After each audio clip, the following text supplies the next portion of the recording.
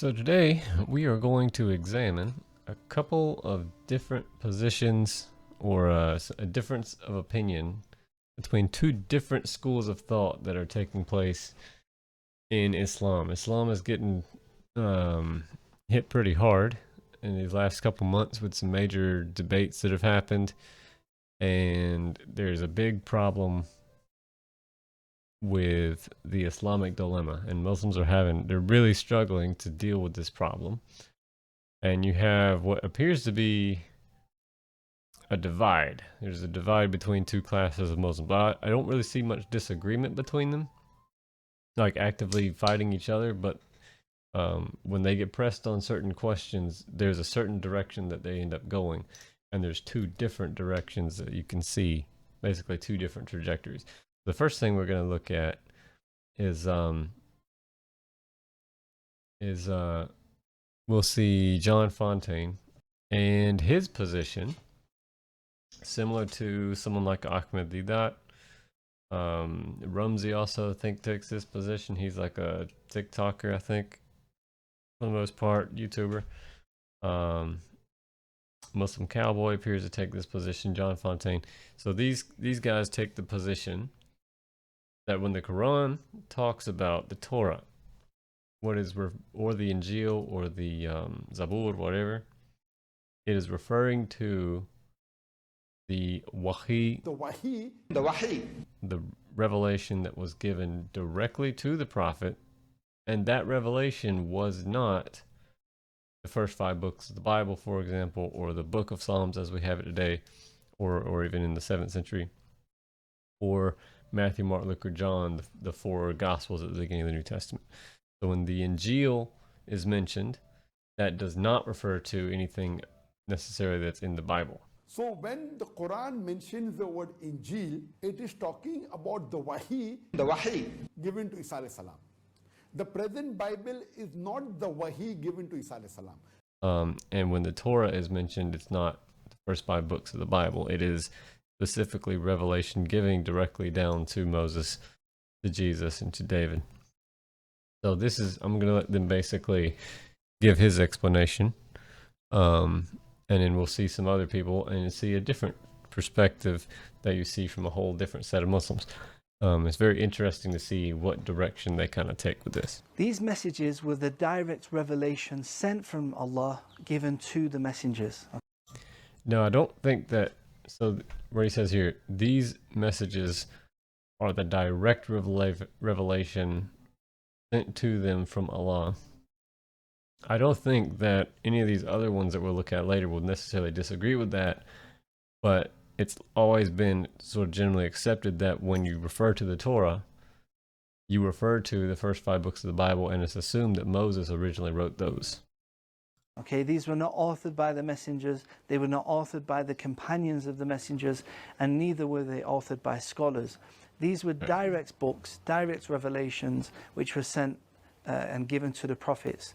And they were the Kitab Allah, the book sent from Allah, the Kalam Allah, the word, the speech of Allah, sent and given to the prophets. So these are forms of revelation, direct word-for-word revelation given to them. Now when we look at the modern day Bible, the modern day Bible is Bible. actually a collection of books which are authored by people. You know, the Jews and the Christians, they tell us that they claim that the first 5 books of the Bible are authored by Musa, okay? So in here he's distinguishing between the revelation given to Moses, which he's calling the Torah, and what the Quran is referring to when it mentions the Torah. That's John Fontaine. We'll look at another position here. Both John Fontaine and Muslim Cowboy in this debate, this recent one with Rumsey and Hamza, were present as well. All of these guys take the same kind of position that when the Quran talks about the Torah, they were referring to some kind of parallel tradition that was the direct word-for-word revelation given to Moses and does not in any way represent the first 5 books of the Bible, except by mere coincidence, right? Because the first 5 books of the Bible were not the Torah, in their opinion. So Muslim Cowboy, I don't know what his real name is, so he asks God Logic, Avery, according to the Bible, what was given to Musa or Moses when he went on the mountain? So we'll start here and just get this question. Other people who Brandon, he's you ignoring my consider question. inspired. For Let God's me sake, let him finish answer my what I question. was saying. Stop This interrupting. is terrible. Anyway, so you interaction. don't know if it was if Allah revealed an autobiography or not. Now, but here's another thing though, because No, I'm asking you let me- consistent oh my to what God. revelation was given to the prophets. For example, This is what crazy. was given to Moses, not what was written about him by others. I can't even finish. Do you know what was given I to can't Moses even land according my to the plane. Bible? I can't even land my plane. What was he given as revelation from God on the mount? Moses wrote? So his argument, basically, if you can gather from this, but he brought this up multiple times and tried to get him to answer this question in the middle of a separate discussion. But basically, he's asking, according to Exodus, when Moses goes up on the mountain, he receives Torah, revelation from God. Now, the play on words here is that the word Torah just means law. And so there are multiple times when Moses received the law from God because he received many different instances of new laws and statutes that were also the Hebrew word Torah would certainly apply in any of those cases. So anytime he's given the law, he's given the Torah. But when you refer to, and it's always been this case historically, when we're talking about the Jewish scriptures, which is what the Quran is referring to, the Jewish scriptures, when you refer to the Torah as in Jewish scriptures, you always refer to the first 5 books of the Bible. The full Old Testament, that would be the Tanakh, and the Torah would be the Pentateuch, the first 5 books.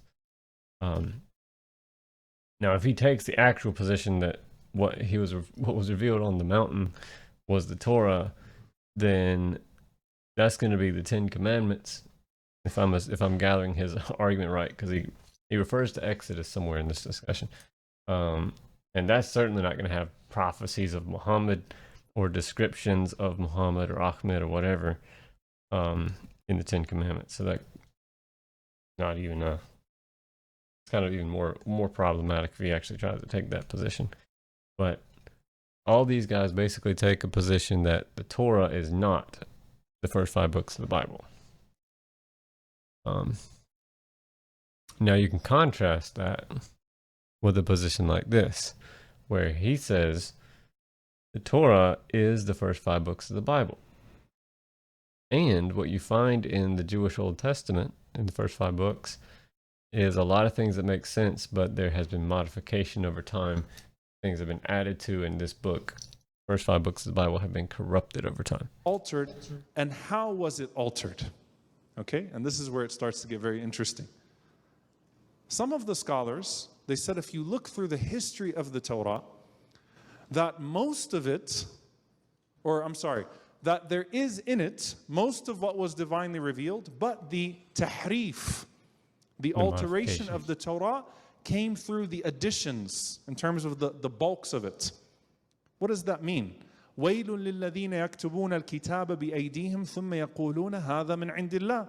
Woe to those who write the book with their hands, and then they say this is from Allah. So Ibn al-Qayyim rahimahullah says, when you think of the sections of the Torah that were added, especially when it comes to the stories of the prophets and things that contradict some of what we would see as fundamental to the law, fundamental to the legislation, fundamental to the character of the prophets, he describes this in a very interesting way that... So I'm going to cut him off there. So that is basically his position. He's taking completely different position. He's saying the Torah refers to the first 5 books of the Bible, and much of what was actually originally inspired is still present there. It's just that there has been alteration and addition, mostly by addition, by the way. He goes on further to elaborate on that. That basically the original Torah was much shorter than it is now, but by addition, all these things have been elaborated on and extended and altered to make the Torah longer than it used to be. But that is his position, is that the Torah actually does refer to the first 5 books of the Bible, just that those books have been corrupted over time and altered, which is a very, very different position. than what you find before. Nadir Ahmed, who he debates a lot of people. Anyone he can debate, he debates them. He debated Michael Brown, and then this is what he describes.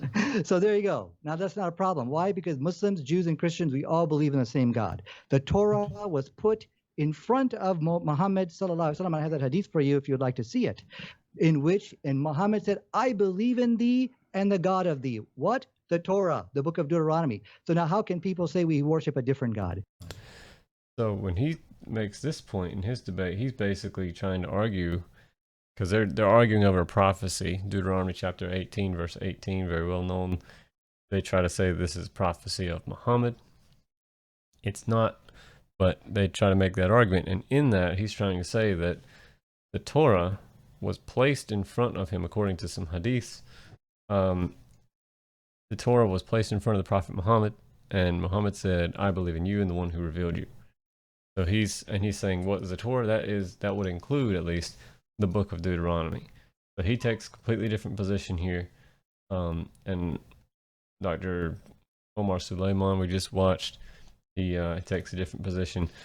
Zakir Hussain, who also debated Michael Brown, I'm assuming takes the same kind of position because he tries to argue that the Old Testament, including Deuteronomy, that the Old Testament is prophesying Muhammad. He actually includes a lot of the prophets in Song of Solomon and things like that. So I would assume he takes a similar position. And then Shabir Ali takes a similar position, or at least he has in the past, that these books have been corrupted over time. They've been altered. And that's why they no longer have Islamic claims in them.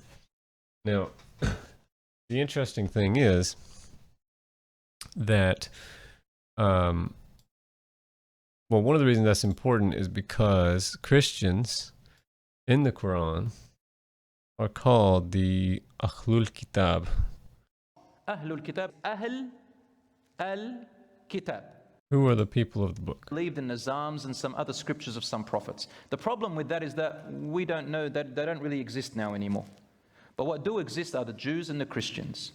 So the majority of our scholars, and which is the accepted belief, is that the Ahlul Kitab are the Jews and the Christians. Those who believe in Judaism and the Torah, and those who believe in Christianity, including all their branches and all their denominations. Okay. When he talks about the people of the book, is interesting that they're called the people of the book because they are supposed to have, quote unquote, the book of Allah. So if you look at chapter 2, verse 101, verse 101 of the Quran, it actually says, "Now when a messenger from Allah has come to them, confirming their own scriptures, some of the people of the book cast the book of Allah behind their backs as if they did not know." So what that means is, in Muhammad's day, contemporaries with him, who were Jews and Christians, when Muhammad comes to them, the messenger from Allah, confirming their own scriptures, which means that they have those scriptures with them, they take the book, put it behind their back, basically as if they did not know. This could be metaphorically or literally, but they basically cast their own scriptures aside in order to avoid the conclusion that their scriptures are confirmed by Islam, which is an interesting verse if the Torah is something that was completely lost to history.